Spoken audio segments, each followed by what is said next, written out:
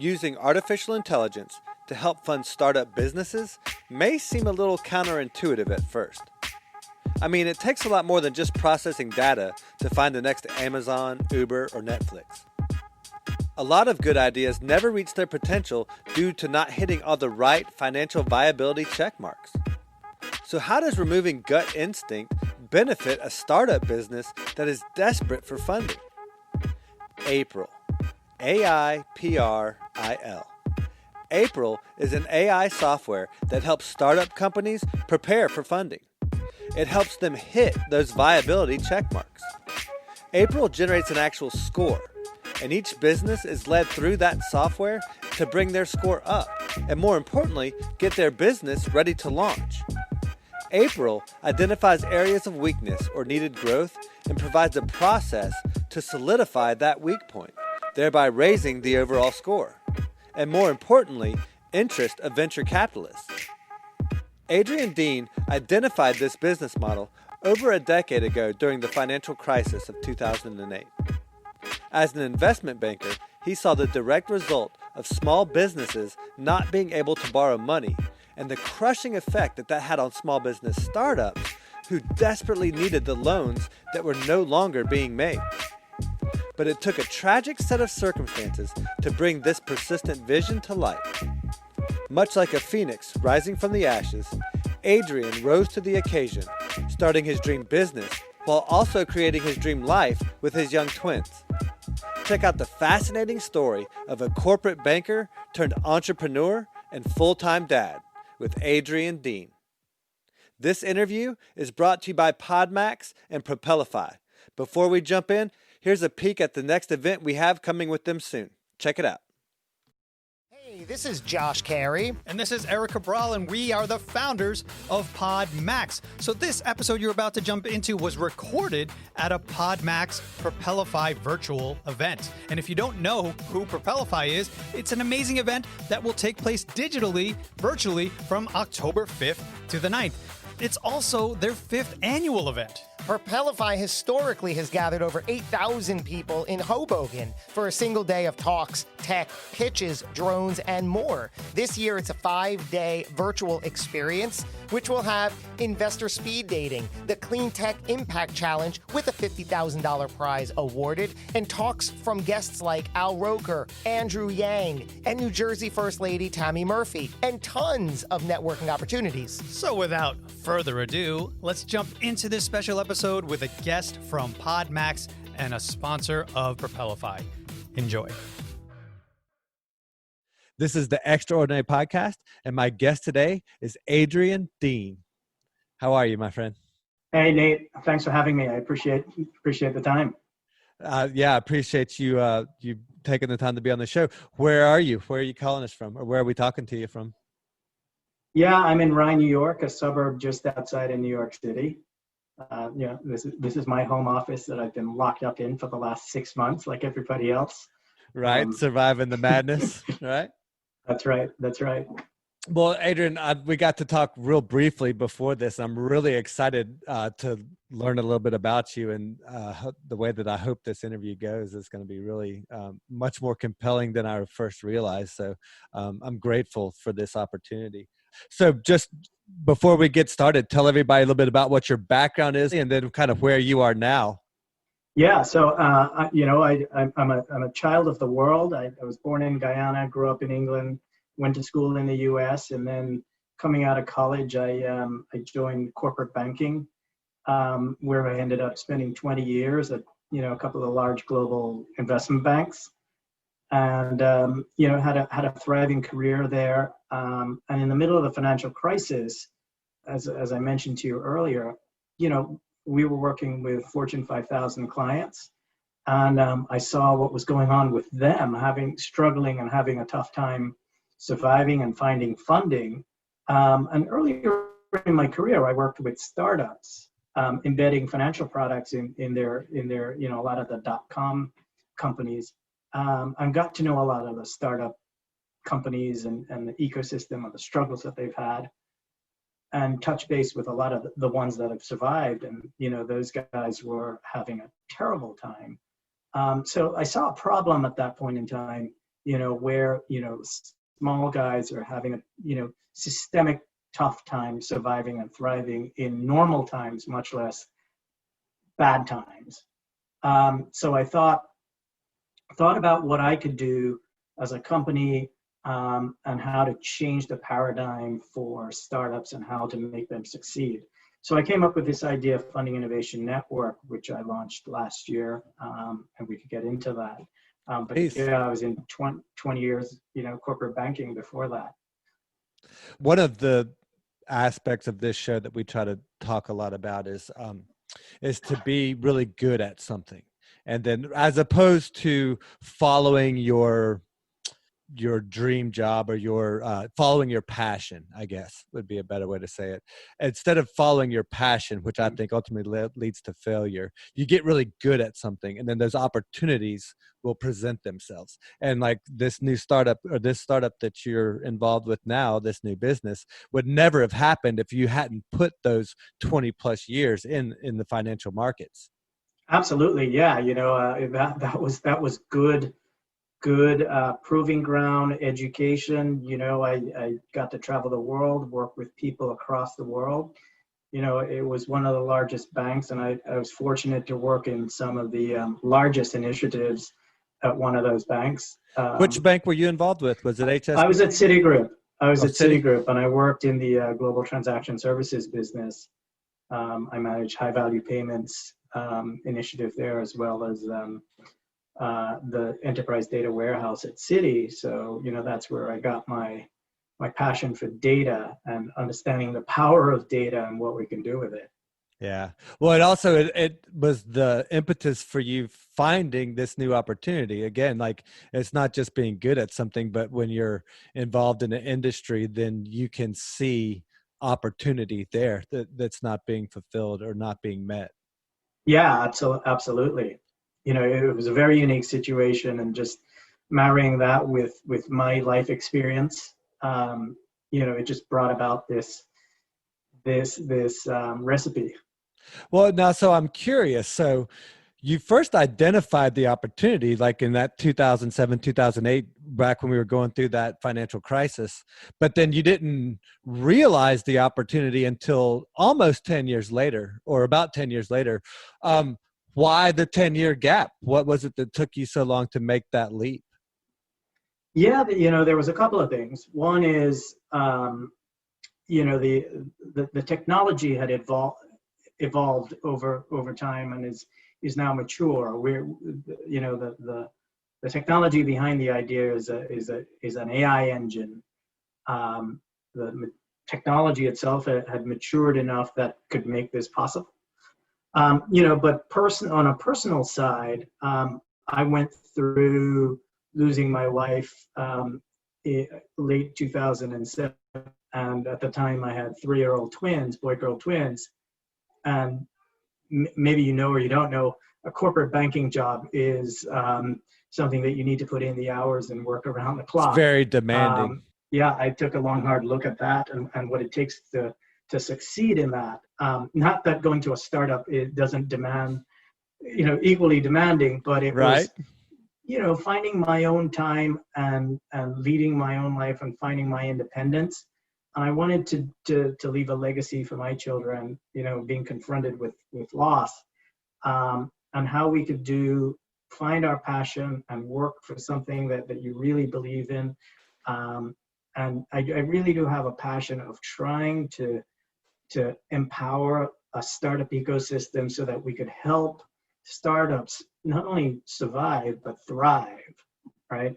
I think it's a longstanding problem that with all founders that I've spoken to, and in all the literature, people are comfortable with saying, yeah, if you're going into business and you're a startup, expect to fail big, survival in the first year, you're almost guaranteed to die.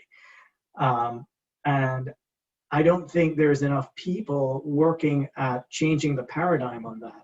Here's an ecosystem of people looking to develop and build new things and good things. Not all ideas are great. I'm not suggesting all ideas are great. But there's a lot of churn and waste in this in this ecosystem that if you could change that by a couple percentage points, I think we're saving so many founders, so many businesses, and giving them runway, as well as improving return rates to investors who are looking for these, right? Right, right. Well, first and foremost, I'm terribly sorry for the loss of your wife. I cannot imagine what that experience could be like to go through something like that, and to now be raising your daughters. That's an amazing opportunity and blessing, I guess, or making it so. But one of the things that we talk a lot about on this show is lifestyle design. And I think that experiencing that loss maybe gave you that opportunity to start crafting a lifestyle a little bit more in line with what was important. Yeah, absolutely. And I think coming to what we're experiencing here and during this pandemic, I've been working a lot out of my home office now that I've got a fledgling startup. I'm in a suburb of New York City. I do have co-work space in just 2 minutes away here in town. So really, the pandemic hasn't affected how I work. I've got my dispersed team in California and in India, so we were virtual anyway. But what this allows me to do, and I see you pushing your little one over there, is my guys hop into my office, now that, when they were in homeschool, or, now that they're home from school, to be able to spend this time with them. And I think it was really precious. Yeah, it's about kind of creating that environment, creating a different narrative than what we are so used to in that corporate 9-to-5 world, for sure. It's and we're so blessed to be able to do that. I feel very fortunate. Like you, we started down this lifestyle design path a couple years before all this hit, so that when it did hit, when all this pandemic craziness overwhelmed us, we weren't overwhelmed. My family was very minimally impacted, and I felt so fortunate because of that. And that just reiterates, I think, how important that choosing and crafting your lifestyle, like understanding that bigger picture of what you want out of life, it really has become evident in these times, for sure. Now more than ever, probably. Yeah, I mean, look, I think the pandemic has only accelerated the way the world was going, Right. Yeah. Hopefully for the better. Yeah, well, I don't know about all that, but hopefully we'll see. I don't know. I'm kind of hoping things revert back to the way that they were before, to a certain extent. Oh, sure. But anyway, I don't want to get too far down that rabbit hole. One of the things I did want to talk about, though, is how that financial crisis of 2008 created that opportunity. It made you realize that, okay, here's a market that's not being served. Here are these startups with good ideas and good concepts that, and they were already existing. I mean, to be clear, for those who don't remember back then, there were existing businesses that were highly successful that just could not get money. They just could not get access to funds. So forget about the guys that had great ideas and wanted to ultimately do something. The ones that were already doing it couldn't get the funding and the things that they needed. So it certainly created a vacuum for creating what you've now created. But now since then, you've seen a lot of startups show up that help this entrepreneurial process. You got the GoFundMe's and all these different ways that you can get financing. What differentiates you from all those other vehicles that are out there now? Yeah, so I think, you've seen those other avenues, crowdfunding, equity crowdfunding, with the passage of the Jobs Act bill, has accelerated, and opened up the private investing marketplace. What is unique about what we're doing is we're doing it in a data-driven way. So we've developed, an AI algorithm. We're branding it AiPRIL. My wife's name was April, so it's AiPRIL, not APRIL. So this AiPRIL engine, we've developed a proprietary score that takes a look at components of a business. We've got, that feeds into the metrics. We look at your traction, we look at your team, we look at your marketing, we look at your financials, and we're able to give you a composite score. And that score is on a scale. So it could tell you, are you funding ready or are you not funding ready? And if you're not funding ready, or even if you are funding ready, you could drill into the components of the score, and our AI engine, AiPRIL, gives you insights into how to improve your score, things that you should do. And this is based off of research and data, empirical data that we've analyzed over time to give you that insight. And then we connect the startup to service providers who can best help them achieve a better result or a better score in that area. So one of the things that we want to do is to promote this funding readiness score, this funding innovation network, the FIN funding readiness score, as a standard. So, our investor clients can say, all right, I'll use that as my benchmark. Don't show me anything below a 75.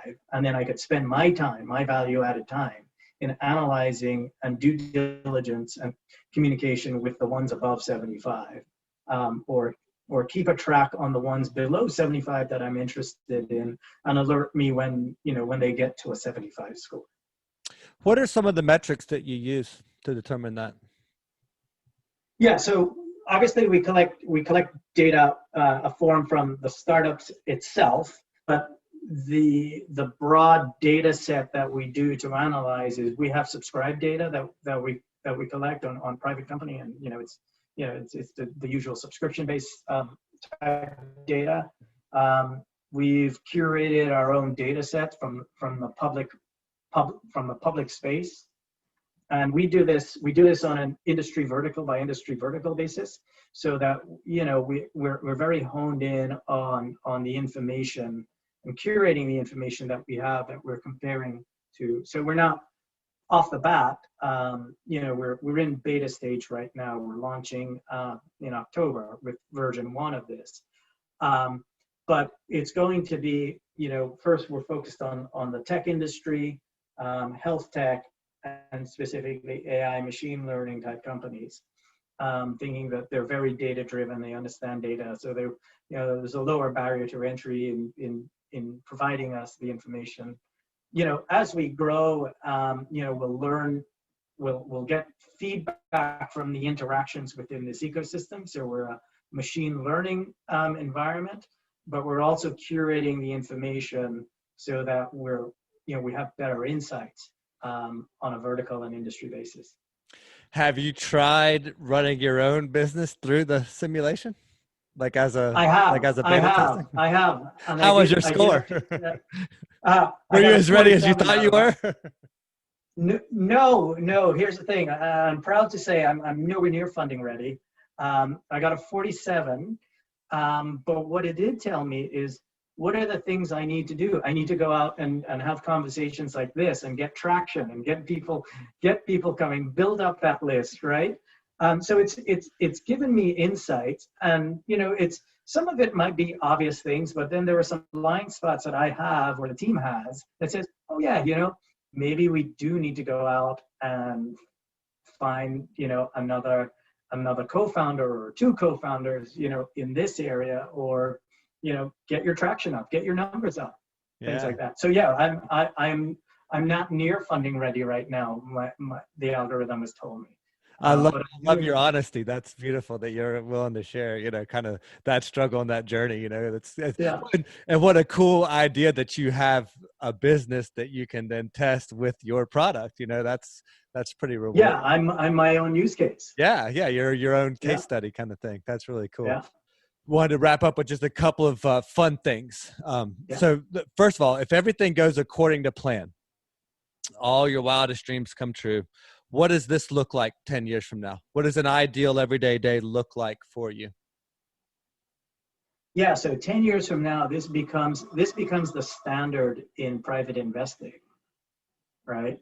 For me personally, I love to see that we've changed the paradigm, even a few percentage points on the success rate of startups, and making that an efficient process where founders can say, hey, look, who knows 200 VCs or 200 investors to go pitch them before you get a check written. You know, I could come onto this Fin platform and get matched to the right people and have the right conversation and focus my energies on the value added things and eliminate the waste.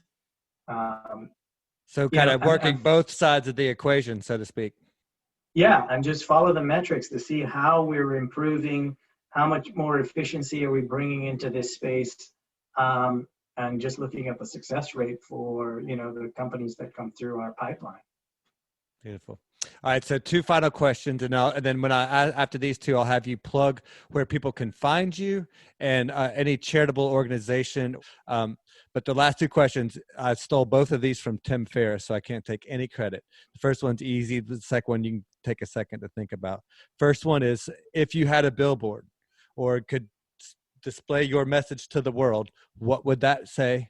And then the last question is, what's your favorite item under $100 that you could not live without, something that you use on an everyday basis? That is a tougher question. Yeah, that's why I'd say that one second and give you time to think about it because most people know their billboard, but not everybody knows their $100 item. Yeah, so my billboard is empowering the startup ecosystems with insight. Beautiful. That's the message I'd like to get out. I like that. The thing under $100, I got to say, my coffee cup. Now that I'm in the startup space, funny, I went from not being a coffee drinker at all to I'm downing four cups a day these days. The entrepreneurial life will do that to you, won't it? Yeah, exactly. Now we know why WeWork has coffee for free. That's how they lured people in. Right. So what mug do you use? What do you have? Do you like one of those Arctic ones, like the insulated metal ones, or are you just like an old school? Oh no, it's like number one dad or something. It's funny. It's an interesting story. So when we were getting married, I spent a long time living by myself, so I had odd cups around the house, like nothing matched. Bachelor style. Yeah, and we were we were going through Macy's or something like that, going through for gift registry, and got into a huge argument about what coffee cup to pick. And this is it. This was one of them on the list, and it turned out to be an argument because I had to actually think about what it is, and that got in an argument like, is this the last coffee cup I'm ever going to have in my life? So this is it. Now maybe so, right? yeah, that's right. So it's coming in handy. Oh, that's great that you're able to have those great memories, and what an awesome lady your wife was, and that you're able to honor her in this way. That's so cool. Thank you, Adrian, for taking the time. I really appreciate it. Tell everybody, number one, where they can find you as far as social media, or if they want to reach out, learn more about the company. And then if you've got a charity or an organization that you'd like to promote, that now would be the Sure. Let me start with the charity. I'm on the board. Actually, just yesterday, I got confirmed on the board with Soul Riders, SOULRYEDERS. It's a local cancer support organization here in Rye, New York. They were instrumental in my wife's care when we were going through that. Fabulous organization. And then I'm on the board at Well Life Network, which is a health services organization in New York, across the New York tri-state area. So those are 2 fabulous organizations that are helping people out, especially now in this environment. Their services are just tremendous. And people Amazing. To find me and learn more about Funding Innovation Network, you could Google Funding Innovation Network. We're on Facebook, LinkedIn, Instagram, Twitter. They say you shouldn't have a URL with a hyphen in it, but I couldn't get Fin, so it's fi-network.com. Nice. So reach out, and I would love to hear from everybody, and hopefully we can get some people funded or let them know what their score is. Oh, I love it. Yeah. And hopefully they'll do better than a 47, right? Yeah, hopefully, yeah. Adrian, thank you so much for your time. And thank you for helping out those small guys, looking out for the little guy. Now in this economy and with all the things going through COVID, there's going to be a lot of opportunity. For new business, a lot of opportunity for growth, and you're going to be the catalyst to provide a lot of that opportunity. So thank you. I mean, small business is the catalyst for jobs growth. We saw that out of the financial crisis. We're going to see that out of this. So Absolutely. They need all the support they can. Yeah, absolutely. Well, thank you. Thank you for doing what you're doing, and we'll look forward to talking to you again soon. So you're still here. Thanks for sticking around. So, what'd you think? What did I miss? What would you like to know more about? Who would you like to hear on the show? If you stuck around this long, maybe you won't mind giving me some feedback. And don't forget to check out the website, extraordinarypodcast.net, for all the latest episodes. And if you enjoyed the show, please take the time to share with your friends, on social media, or with anyone you think who might enjoy it. And last but not least, if you're ready to start living an extraordinary life, check out 8keystogreat.com, where you can craft your free blueprint to renovate your career, home, or lifestyle. The program is free, but you have to do the work to unlock each key. And finally, if you'd like to speak with me directly, you can book a free 30-minute Zoom call directly through my Calendly link on the contacts page. And in the meantime, check out some of the other exciting interviews with ordinary people living extraordinary lives. Thanks for listening, thanks for sharing, and most of all, thanks for just being you. I'm Nate G, and we'll see you next week.